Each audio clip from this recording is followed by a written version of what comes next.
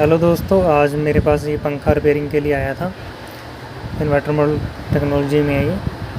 तो इसमें कस्टमर कह रहा था कि ये चल नहीं रहा। तो जब मैंने इसको देखा तो इसमें ये ब्रिज छोड़ था। ये मैंने नया डाल दिया। इसका फ्यूज़ यहाँ पे ख़राब था, वो भी मैंने नया डाल दिया। अब ये प्रॉपर काम कर रहा है।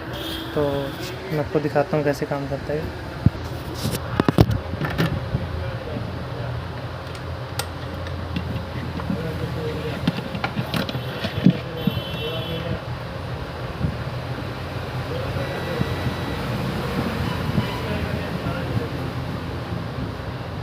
ये अच्छे से वर्किंग कर रहे हैं।